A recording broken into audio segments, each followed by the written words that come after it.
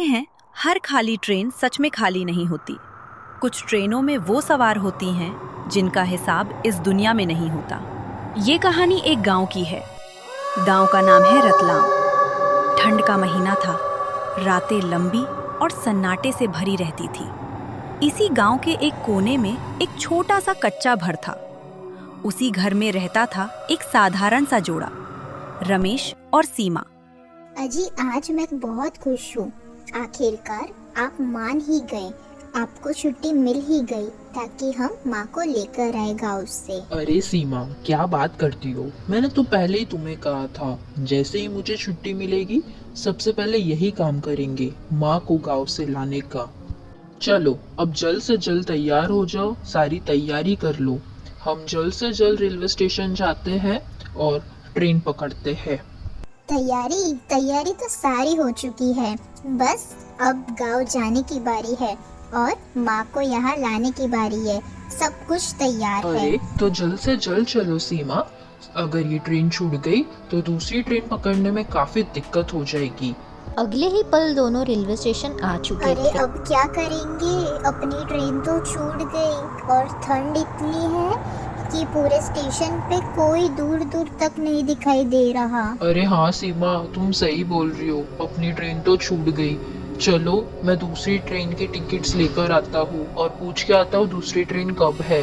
रमेश बिना देर किए गांव जाने के लिए दूसरी ट्रेन की टिकटें लेने के लिए तुरंत ही टिकट काउंटर पहुंच जाता है। भाई साहब, मुझे 2 टिकटें चाहिए गोरखपुर जाने के लिए।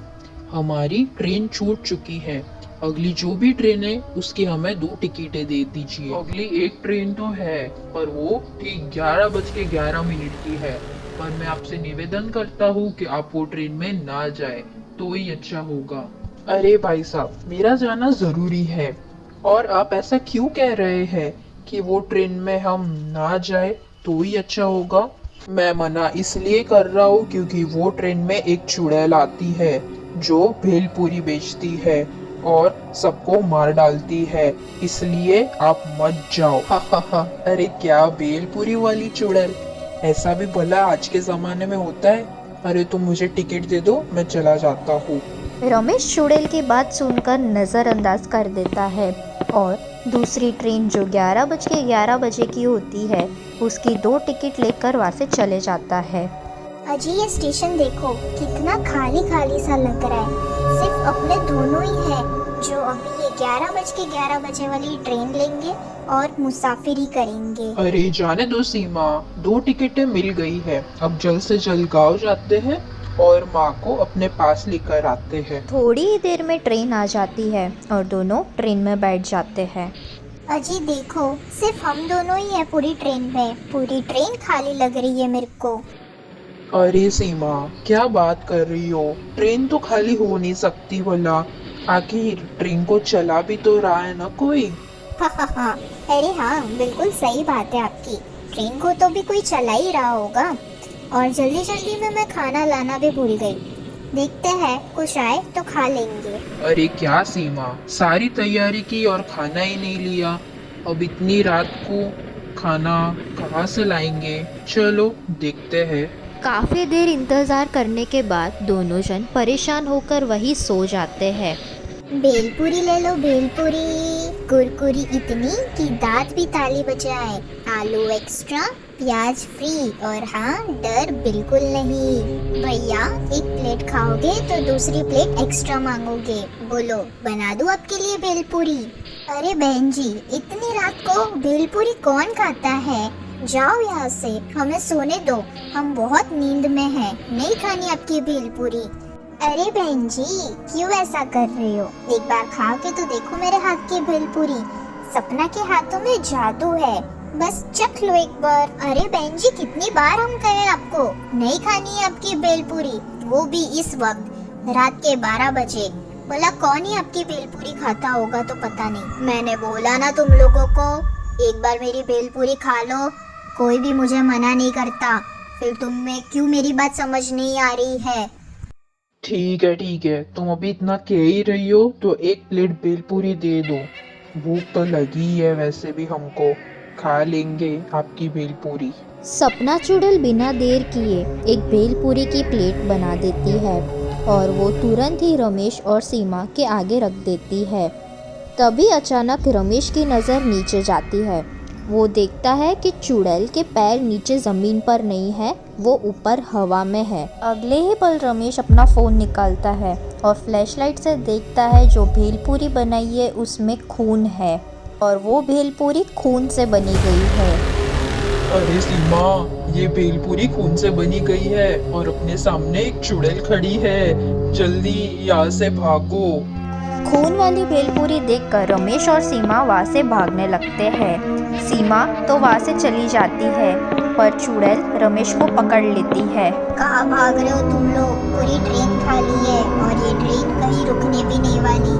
अब जल्दी चलो और मेरी भेलपूरी खा लो। अरे बहन जी, हमें जाने दो, हमें माफ करो। नहीं खानी आपकी खून से भरी हुई भेलपूरी। माफ करो, जाने दो हमको। रमेश चुड़ैल के सामने हाथ जोड़कर फूट फूट कर माफ़ी मांगता है और पीछे से सीमा एक बड़ा सा डंडा लेकर आती है। अगले ही पल सीमा लकड़ी से जोर जोर से चुड़ैल के सर पे मारने लगती है। वो इतना मारती है कि चुड़ैल आखिरकार बेहोश हो जाती है। सीमा, तुम्हारे मारने से ये चुड़ैल सिर्फ बेहोश हुई है, ये कभी भी उठ सकती है। अब हम आगे क्या करें? कुछ सोचो, काफी कम वक्त है हमारे पास। अरे आप ही ने तो कहा था ये ट्रेन पूरी तरीके से खाली कभी भी नहीं हो सकती। ट्रेन को चलाने के लिए ड्राइवर तो चाहिए ना। तो चलो जल्दी ड्राइवर से मदद मांगते हैं। अरे हाँ सीमा, तुम्हारी बात बिल्कुल सही है। चलो चलो, जल्दी चलो ड्राइवर के पास।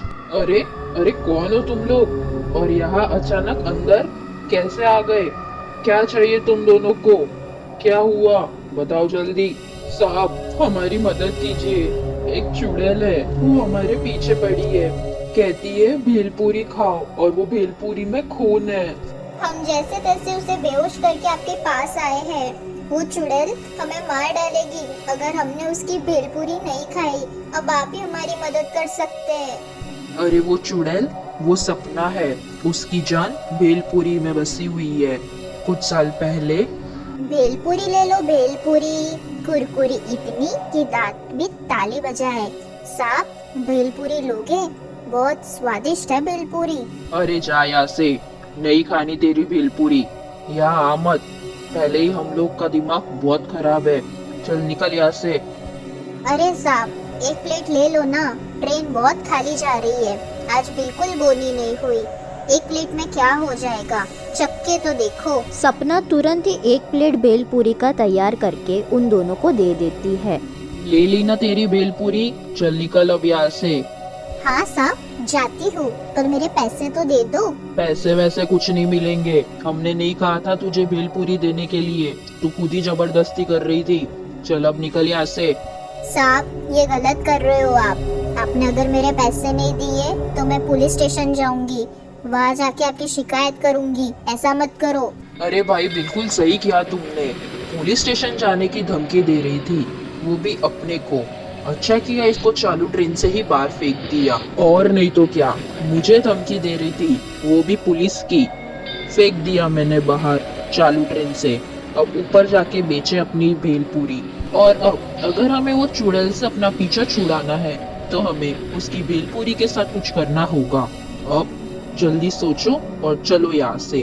प्लान के हिसाब से ड्राइवर चुड़ैल के सामने आ जाता है। अरे वाह ड्राइवर, क्या बात है, आज सामने से तुम मेरी भेलपूरी खाने आए। चलो आओ, मैं तुम्हें मेरी भेलपूरी देती हूँ। ड्राइवर चुड़ैल को अपनी बातों में व्यस्त कर देता है और तभी पीछे से राकेश और सीमा लाइटर लेकर आते हैं और अगले ही पल राकेश बिना देर किए लाइटर से चुड़ैल और उसकी भेलपूरी को आग लगा देता है और कुछ ही देर में चुड़ैल आग में भस्म हो जाती है और वहाँ से हमेशा हमेशा के लिए गायब हो जाती है। अरे वाह, इतने सालों में चुड़ैल को मुक्ति नहीं मिली थी, पर तुम दोनों के वजह से चुड़ैल को मुक्ति मिल गई। अब ये ट्रेन में भी लोग मुसाफिरी करेंगे। बस ड्राइवर जी, अब आप भी हमारी मदद कर दीजिए। अब ट्रेन सही से चला दो और हमें हमारे गांव जल्द से जल्द पहुंचा दो। चुड़ैल को चकमा देने के बाद आखिरकार सीमा और राकेश अपना बचा हुआ सफर आराम से सोते सोते गुजारते हैं और ये कहानी यही खत्म होती है। अगर आपको मेरा ये वीडियो पसंद आया हो तो प्लीज चैनल को लाइक, शेयर और सब्सक्राइब कर देना। Thank you, see you soon, till then, bye bye.